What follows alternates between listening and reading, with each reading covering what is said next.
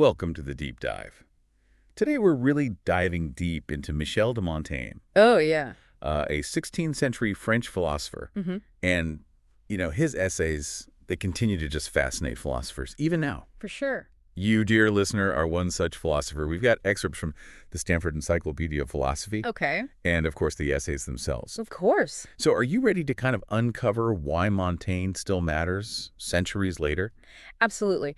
I think he's often seen as like a bridge between the Renaissance and the Enlightenment, Yeah. a figure whose skepticism and emphasis on personal experience really laid the groundwork for how we think, even today. Okay, so let's unpack this, starting with the man himself. His upbringing was fascinating. I mean, imagine being raised in a 16th century French castle, Right. speaking only Latin. It's true, yeah. His father was a forward-thinking, maybe a little eccentric nobleman, but he wanted to immerse his son in classical culture, like right from infancy. So it was like a real-life linguistic experiment.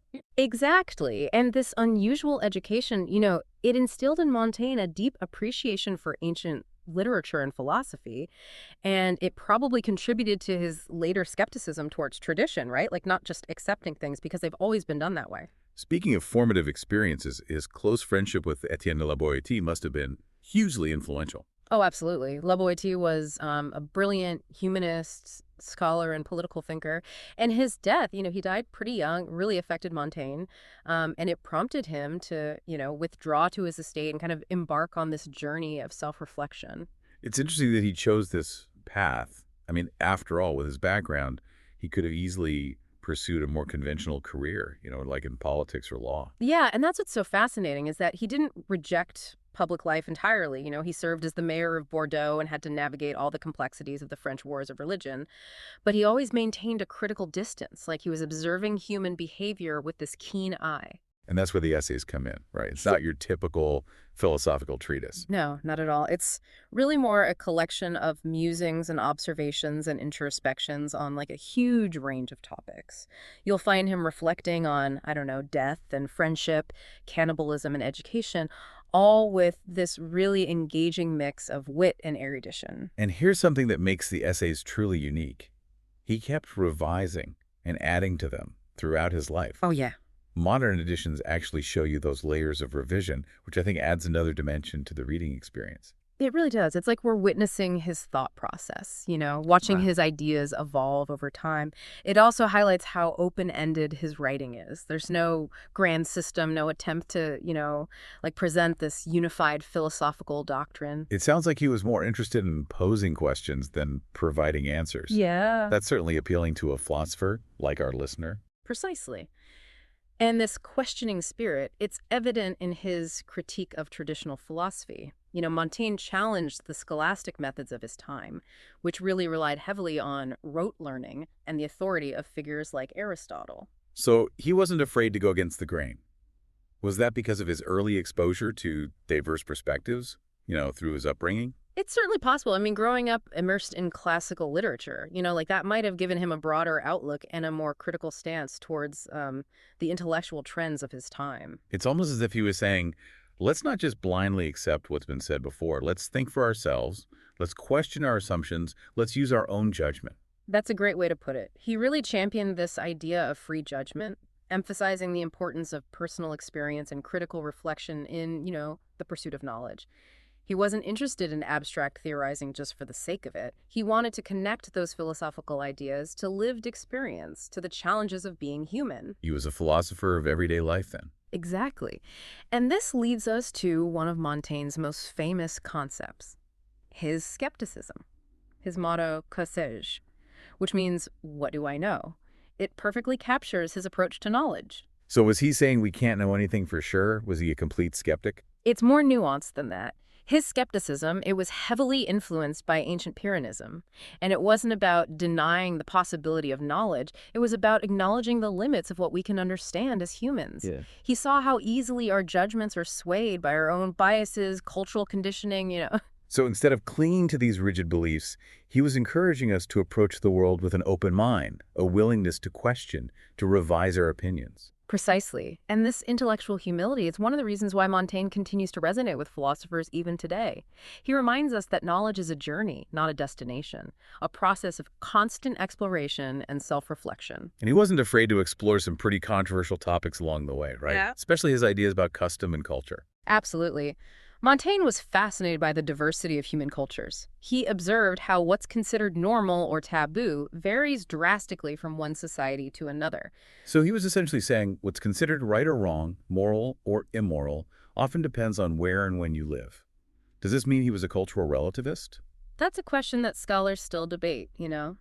While he clearly recognized the influence of custom in shaping our beliefs and values, I don't think he fully embraced the idea that all moral judgments are relative. So he was walking this fine line, acknowledging these differences, but upholding some notion of universal values. That's a really insightful observation. He believed we can use our judgment to evaluate customs and make moral distinctions, even while acknowledging that our own perspectives are shaped by our cultural background. This is getting really interesting. We're starting to see how complex Montaigne's thought really is. Yeah. His skepticism, his emphasis on lived experience, his fascination with the diversity of human culture. Yeah, and this complexity, this is what makes him so relevant, even today.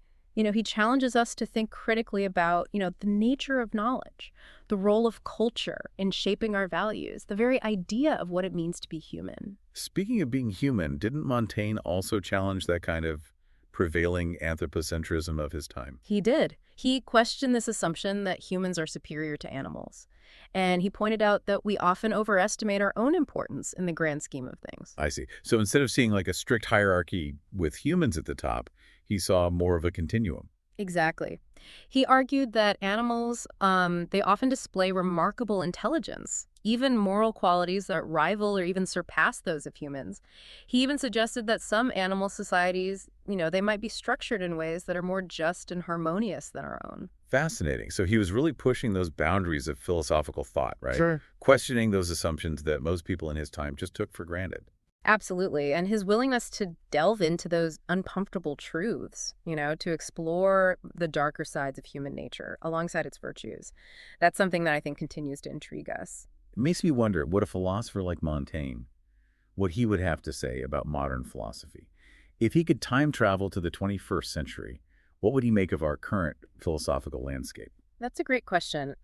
Given his skepticism of grand systems and his emphasis on individual experience, I imagine he might be, somewhat critical of certain trends in contemporary thought. Like what specifically? Well, he might question the tendency to prioritize abstract theorizing over lived experience, or to become overly specialized in narrow subfields of philosophy. So he wouldn't be impressed with a 500-page treatise on the metaphysics of modality. He might appreciate the intellectual rigor, but I suspect he would also urge the author to get out of the ivory tower and see how those abstract concepts actually play out, in the messy reality of everyday life.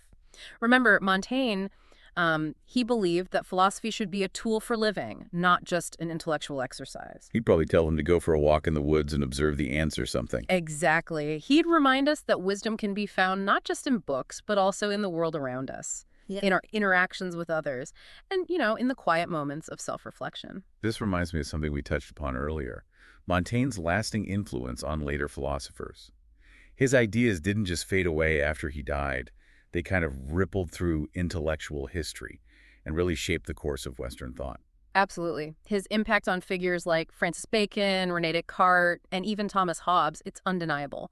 They may have reached different conclusions, but they were all grappling with questions that Montaigne had raised. So how did Montaigne shape the course of Western thought?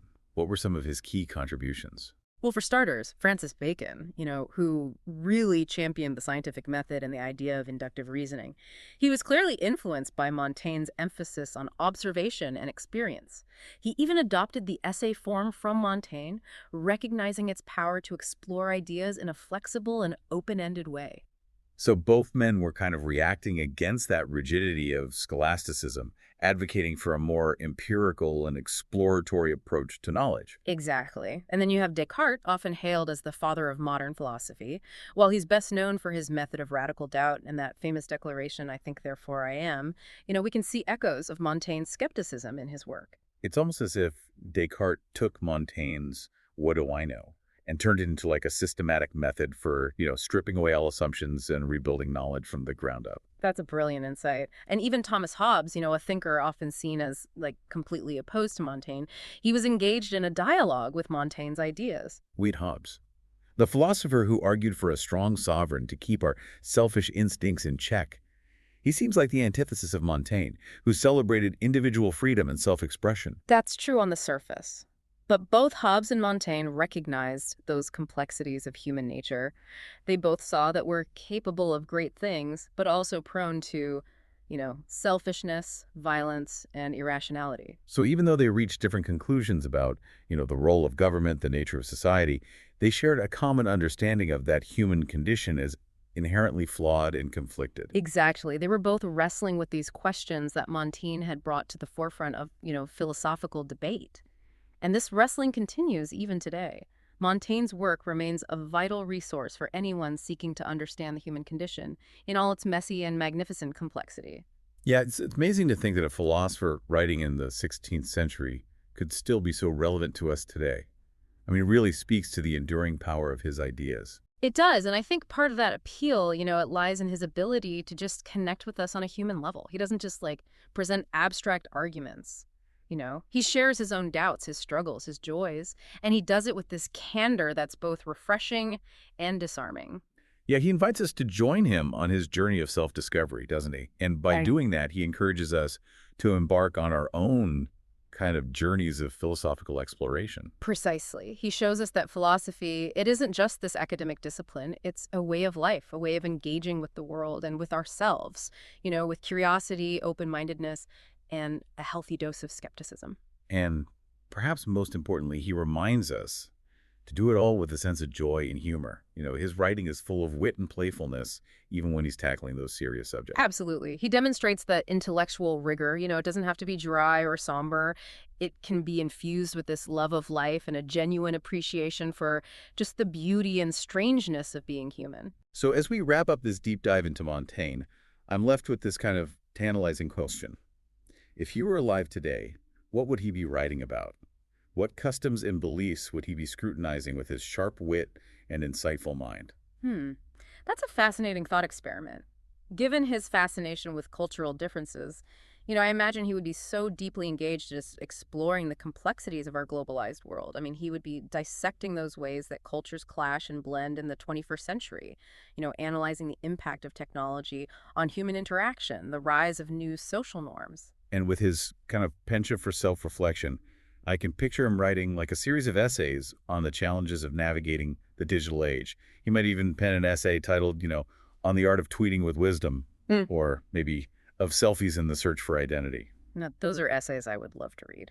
He'd likely have some pretty pointed observations about our obsession with social media, this constant barrage of information, the lines between public and private life, how they're so blurred now. And knowing Montaigne, he'd do it all with a twinkle in his eye, blending those profound insights with those witty observations that leave us both laughing and pondering the deeper implications. Yeah, he'd remind us, even in this fast-paced, technology-driven world, that the most important journey is the one we take inward, the journey of self-discovery and understanding. So, dear listener, we leave you with this image. Montaigne, in a cozy armchair, maybe with a laptop instead of, a quill and parchment, still grappling with those timeless questions of human existence, still challenging us to think critically and to live fully, still reminding us that the unexamined life is not worth living. And that even in the face of uncertainty and change, we can find joy in the pursuit of knowledge and wisdom. Because ultimately, as Montaigne himself taught us, the greatest adventure is the adventure of being human.